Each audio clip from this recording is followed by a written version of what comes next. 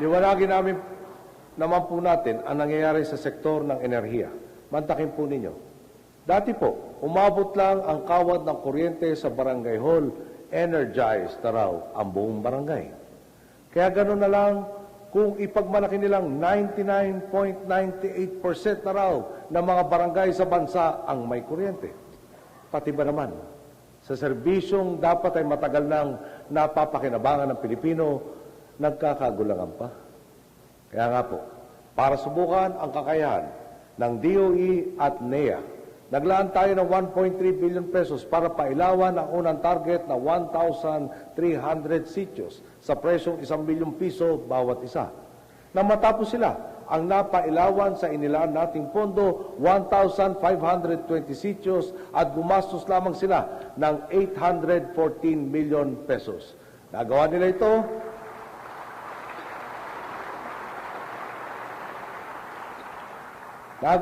ito sa loob lamang ng 3 buwan. At mas marami pa akong gagawin sa taon nito hanggang maubos yan 36,000 na sityong walang kuryente. Kay Secretary Rene Almendras, believe talaga ako sa iyo. Parang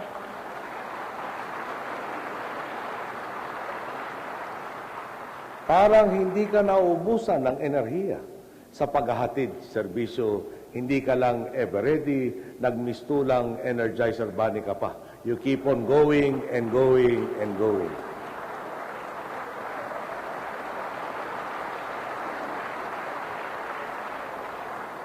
Nangingibabaw na nga po ang liwanag sa ating bayan. Liwanag na nagsisiwalat sa krimeng nagaganap sa madidilim na sulok ng lipunan. Ang pinagsisikapang kitain ng Pilipino hindi na magaganso. Patuloy po ang pagbaba ng crime volume sa buong bansa. Ang mahigit 500,000 krimen na naitala noong 2009, mahigit kalahati po ang nabawas. 246,958 na lamang yan nitong 2011. Dagdag pa rito, ang dating 2,200 kaso ng carnapping noong 2010, lampas kalahati rin ang binaba. 966 na lang po yan pagdating ng 2011. Ito nga po sana ang dalhin ng ating mga headline. Hindi po natin sinasabing wala ng krimeng nagaganap. Pero palagay ko naman po, wala dapat magalit na nangalahati na ito. Si Raymond Dominguez na matagal nang labas-masok sa kulungan. Hindi ba't sa loob lamang na mahigit 1 taon, nasentensyan at naipakulong na. Ang dalawa pa niyang kapatid ay sinampahan na rin natin ng kaso at kasalukuyan na rin nakabilanggo. May 2 suspect sa bus bombing sa Makati noong nakaraang taon. Ang isa po'y pumanaw na, yung isa humihimas na ng rehas. Kakosa niya ang mahigit 10,000 sangkot sa illegal na droga na inaresto ng PDEA nitong 2011.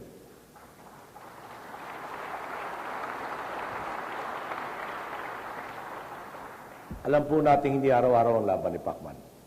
At hindi pwedeng iasa dito ang pagbaba ng krimen. Kaya nga po pinalalakas natin ang puwersa ng kapulisan. Di po ba, nang dumating tayo, 45% ng ating kapulisan ang walang baril at tumaasa, baka sa anting-anting, habang tumutugis na masasamang loob. Meron pong nanalo na sa bidding.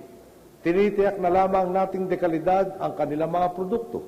Pagkatapos ng proseso, at itong taon po natin inaasahan to, maipagkakaloob na ang 74,600 na baril na magagamit nila upang ipagtanggol na talagaan ang bayan, lipunan at sarili.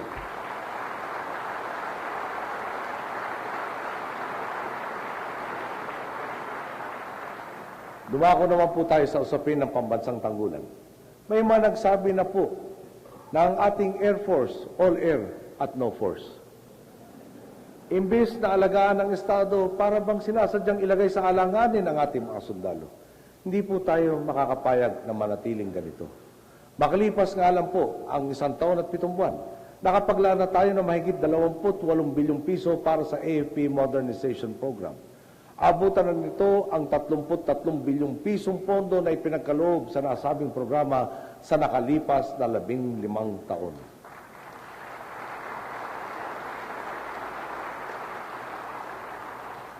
Buwelo pa lang po tayo sa lagay na yan. Kapag naipasa na ang panukala nating AFP Modernization Bill sa Kongreso. Makakapaglaan tayo ng 75 bilyong piso para sa susunod na 5 taon. Kasado na rin po ang 30 milyong dolyar na pondong kaloob ng Estados Unidos para sa Defense Capability Upgrade and Sustainment of Equipment Program ng AFP. Bukod pa po ito, sa tulong nila upang pausahin pa ang pagbanman sa ating mga baybayin sa ilalim ng itatayong Coast Watch Center ng Pilipinas. Nagkakanvas na rin po ang sandatahang lakas na mga kagamitan tulad ng mga kanyon, armored personnel carrier at frigates. Hindi magtatagal, dadaong na ang karelyebo ng BRP Gregorio del Pilar sa ating pampang. Sa Enero, aangkla na po sa Pilipinas ang BRP Ramon Alcaraz, ang pangalawa nating Hamilton-class cutter.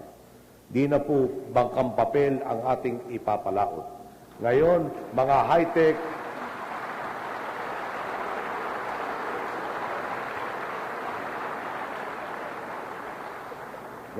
mga high-tech at dekalidad na barko na ang tatanod sa 36,000 kilometers nating coastline. Mainam na rin po siguro kung maglilinis-linis na ng mga hangar ang ating sandatahang lakas. Dahil darating na ang makagamitang lalong magpapatikas sa ating tanggulan. Sa wakas, may katuwang na po ang kaisa-isa nating C-130 na 36 na taon nang rumoronda sa himpapawid. 2 pang C-130 ang magiging operational muli sa taong ito. Bago matapos ang taong ito, inaasahan nating may deliver na ang binili nating 21 refurbished UH-1H helicopter, 4 na combat utility helicopters, mga radyo at iba pang communication equipment, rifles, mortars, mobile diagnostic laboratories, kasama na ang bullet station assembly para sa arsenal.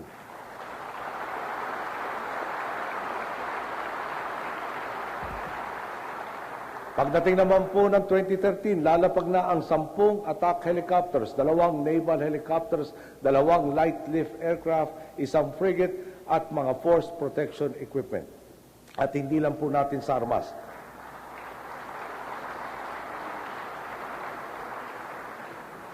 Hindi lang po natin sa armas ipinaparamdam ang pagkalinga sa ating pulis at kasundaluhan. Nabawasan na rin po ang mga pasanin nila sa pamumuhay dahil sa mahigit 22,000 bahay ang naipatayo na sa ilalim ng AFP-PNP housing program.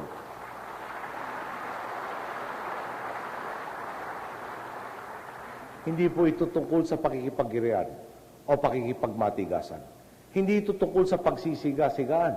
Tungkol ito sa pagkamit ng kapayapaan. Tungkol ito sa kakayahan nating ipagtanggol ang ating sarili. Isang bagay na kaitagal na nating inisip na imposible. Tungkol po ito sa buhay na isang sundalong araw-araw sumasabak sa peligro. Tungkol ito sa pamilya niyang nag-aabang na makabalik siyang ligtas, anuman ang kanyang makaharap. Hayaan natin ang ilan sa mga benepisyaryo mismo ang magsabi sa pagbabago ng buhay po nila. Ang una, nagpapasalamat ako sa Pong May Kapal. Binigyan kami ng ganitong pagkakataon at binigyan ng blessing na ganito. Pangalawa, yung pagkakaroon natin ng mabait na Pangulo. Itong proyekto na ito ay hindi niya kami pinababayaan, mga kapulisan at sundalo ng sandatahan ng ating Pilipinas. Kinakaya namin, ma'am. Pero ginagawa ko talaga ng para na makapasok sila. Ay, yun lang talaga, ma'am, ang mission ko sa buhay nung mapaaral sila. May bigay ko yung tamang edukasyon na hindi maging musmusin yung anak ko, hindi kaawa-awa ng mga tao kasi may magulang na dapat magtaguyod. At nagpapasalamat ako sa Pantawid, ma'am, dahil may natutunan ako dito malaki. Laking tulong na isa kami, ang alam ko kauna-unahan na nakinabang at makikinabang pa sa package na to, na Category D package ng PhilHealth. So nagpapasalamat kami na sobra. At hindi man maganda na nagkaroon na sakit yung anak ko, pero merong PhilHealth na tutulong at handang tumulong sa mga gastusin namin. Nung araw na nung nasama ako sa isang awkward mutiny, yung pinaglalaban namin, ito na po yung inintay namin para sa pagbabago at ito na po ang pagkakataon natin para magkaroon tayo ng sariling bahay. Lalong-lalo na sa programa ng ating presidente na si Benigno Aquino III.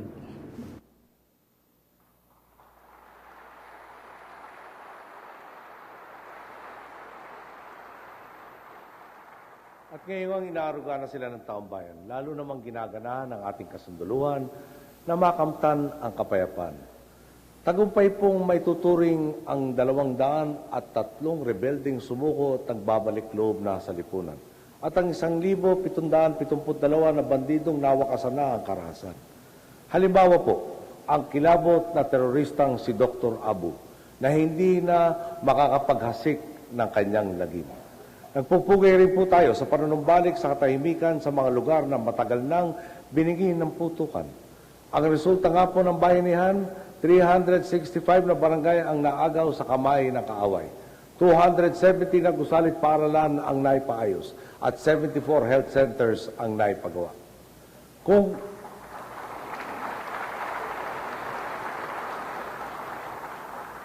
kapayapaan na lang din po ang usapan, dumako naman tayo sa lugar na matagal naging mukha ng mga mitiing di makamtan-kamtan.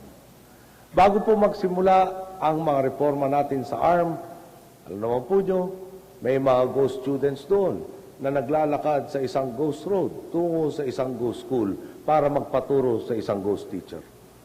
Ang mga aprisumpong gumulantang kay OIC Governor Mujib Bataman, 4 na eskwelahan na natagpo ang may ghost students. Iniimbestigahan na rin ang mga teacher na hindi lumilitaw ang pangalan sa talaan ng Professional Regulation Commission. Gayun din ang mga tauhan ng gobyernong hindi nakalista sa plantilla. 55 ghost entry ang tinanggal sa payroll. Ang dating paulit-ulit na pagsasaboy ng graba sa kalsada para lang pagkakitaan ng pera, bawal na. Wala nang cash advance sa mga ahensya para maiwasan ang pagsasamantala. Ang mga multo sa voters list, mapapatahimik na ang kaluluwa. Kaya nga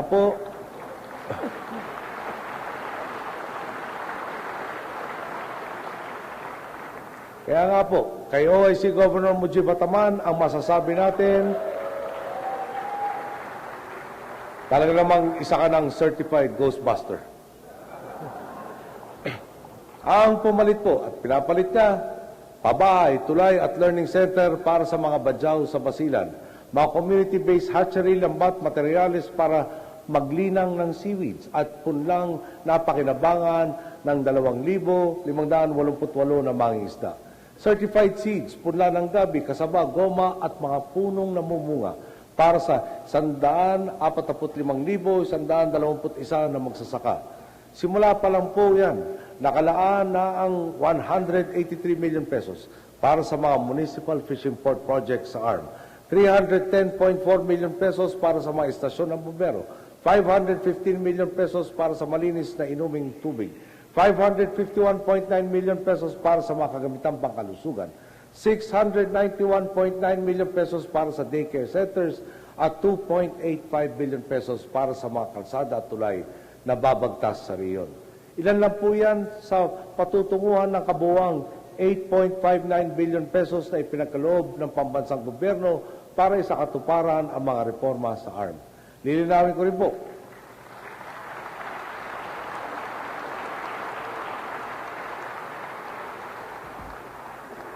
hindi pa kasama rito ang taunang suportang natatanggap nila na ngayong 2012 ay umabot sa 11.7 billion pesos.